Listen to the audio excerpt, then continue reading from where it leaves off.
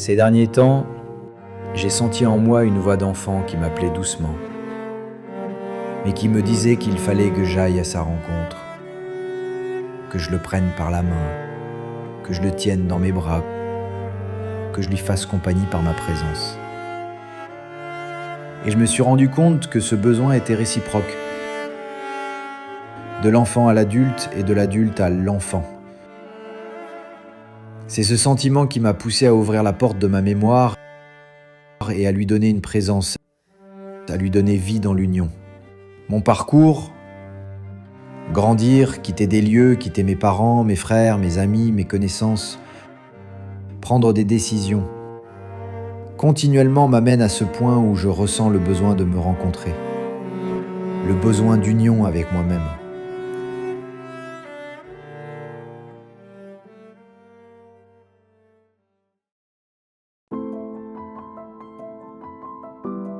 Je suis ici plongé dans notre présent, debout sur mes deux pieds, et je regarde mon passé. Ce passé dans lequel j'ai vécu, dans lequel je me suis construit, et que, accompagné de ma mémoire, je voudrais maintenant retracer depuis le début. Ces pas qui m'ont amené jusqu'ici. J'ouvre la porte de ma mémoire et je me retrouve immédiatement à Fiénilé, l'un des nombreux petits villages agricoles de la vallée du Pô. Je suis avec mon père, ma mère et mes deux frères aînés. J'ai 3 ans et nous venons de sortir de la folie humaine de la Seconde Guerre mondiale. Nous vivions dans le besoin et la faim, je pouvais le voir sur les visages et dans les mains vides de tous ceux qui m'entouraient. Dès mon plus jeune âge, j'ai compris le combat quotidien de mes parents et j'ai décidé de les rejoindre. La vie dans les champs était difficile, mais elle m'a appris des leçons essentielles sur la vie et la survie. Nous avons travaillé sans relâche, semé, cultivé et récolté selon les saisons. En hiver, nous nous réunissions autour de la cheminée, partageant chaleur et nourriture. Nous affrontions les difficultés ensemble avec force et solidarité. Je me souviens de ces moments passés au coin du feu, à écouter les histoires de papa sur la guerre et sur sa rencontre avec maman. Il parlait aussi de l'époque où il travaillait comme métayer avant que la guerre ne détruise tout. C'étaient des nuits pleines d'histoires, de prières et de la chaleur des flammes qui sont restées profondément gravées dans mon cœur. Ces moments ont été ma plus grande école de vie. Un jour, nous avons quitté notre village. Nous avons empilé nos quelques affaires dans une charrette tirée par des bœufs. Avant notre départ, notre mère a insisté pour nettoyer la maison. Lorsque nous lui avons demandé pourquoi, alors que nous partions, elle a répondu « C'est exactement pour ça, je me sens bien en laissant tout propre. » Cette leçon de dignité est restée à jamais gravée dans ma mémoire. À l'âge de 6 ans, j'ai commencé l'école primaire, mais la précarité marquait toujours notre vie. En hiver, nos réserves de maïs s'épuisaient rapidement, ce qui m'inquiétait profondément. Un été, j'ai décidé d'agir. J'ai récolté des épis mûrs, je les ai égrenés et je les ai fait sécher au soleil. Ensuite, j'ai fabriqué de petits sacs avec des chiffons et je les ai remplis avec ma récolte. C'est avec une grande fierté que j'ai porté mes sacs de maïs dans le grenier, comme un message clair: dans cette famille, à la fin de l'hiver, nous aurons encore des réserves. C'était ma première action consciente pour soutenir ma famille, travaillant aux côtés de mon père dans la lutte pour une vie meilleure. Dans ces années d'après-guerre, l'Italie était en proie à une intense activité politique et sociale. Je me souviens des élections de 1950-52, alors que j'avais environ 7 ans. Des discours politiques étaient prononcés sur les places du pays.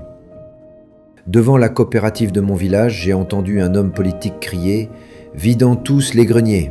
Pour moi qui voyais chaque hiver notre grenier vide, cette phrase n'avait aucun sens. Je me suis dit « Il faut remplir les greniers vides, pas vider les greniers pleins !» Tandis que les autres applaudissaient, je me suis éloigné en réfléchissant. À l'âge de 10 ans, j'ai terminé l'école primaire en étant 2e de ma classe. Mon institutrice m'a recommandé de poursuivre mes études, mais le manque de ressources et la distance qui me séparait de Crémone rendaient la chose impossible. J'ai réfléchi et j'ai décidé que je n'attendrais pas d'avoir 16 ans pour travailler. Le lendemain, j'ai commencé à travailler à la boulangerie du village. Je me levais à 5 heures du matin, je marchais 1 kilomètre et je travaillais jusqu'à midi, rapportant du pain à la maison, ma contribution quotidienne. À l'âge de 13 ans, alors que je livrais du pain à vélo, j'ai rencontré un jeune homme qui travaillait à Milan. Je lui ai demandé de m'aider à y trouver un emploi. Une semaine plus tard, j'avais l'adresse. J'ai informé mes parents de ma décision et mon père m'a transmis un message que je porte dans mon cœur. La porte de la maison sera toujours ouverte pour toi. Maman m'a accompagné à Milan où j'ai entamé un nouveau chapitre de ma vie. Je me souviens que les enfants du village me disaient « Tu as beaucoup de courage pour aller à Milan » et je leur répondais « Vous avez du courage pour rester ici ». Avec ce premier emploi sérieux, j'ai commencé à gagner un vrai salaire et j'ai envoyé de l'argent à la maison tous les mois. J'ai dit à mon père « C'est la fin de la fin du besoin dans notre famille, pour toujours ». À partir de ce jour, j'ai pris la résolution que ma famille ne souffrirait plus jamais de la faim. À l'âge de 16 ans, j'avais appris tout le processus de fabrication du pain et j'étais responsable d'un groupe de travail de 4 personnes. À 10 ans, mon rêve était d'avoir ma propre boulangerie, mais maintenant, alors que je voyais ma famille aller mieux, j'avais le sentiment d'avoir accompli mon devoir, ce qui me procurait une satisfaction personnelle et me donnait un sentiment de sécurité et de confiance. Le moment était venu de penser à moi, à ma formation en tant que personne. Après 3 ans à Milan, entouré de culture et d'opportunités, j'ai décidé d'étudier le soir et de travailler le jour. La solution était claire, la connaissance, le savoir. L'univers s'ouvrait devant moi. Ce jour-là, je me suis dit, c'est la solution de la vie, le savoir. Donnez-moi tous les livres et un par un, je les apprendrai tous. Liberté, me suis-je dit, liberté, ai-je crié à l'intérieur de moi. L'école, la base formative de toute personne responsable. Étudier, un droit et un devoir pour tous. Je me suis plongé dans les livres, seul moyen de sortir de l'ignorance. J'ai étudié le dessin mécanique et le métier de géomètre. Et même si je m'intéressais à la chimie ou à l'électronique, j'ai choisi ce qui était disponible. Du petit village de Fienil, où j'ai commencé à travailler à l'âge de 7 ans jusqu'à Milan, j'ai senti que chaque étape me préparait à quelque chose de plus grand. Aujourd'hui, avec le recul, je constate que chaque décision a été guidée par la responsabilité envers ma famille et moi-même. À l'âge de 13 ans, je suis arrivé à Milan avec une petite valise contenant 2 pantalons, une paire de chaussures et 2 t-shirts. Mais la plus grande valise était en moi. Une valise pleine d'enseignements et de principes acquis dans ma famille. C'est avec ce guide intérieur que j'ai vécu seul de 13 à 28 ans en allant toujours de l'avant.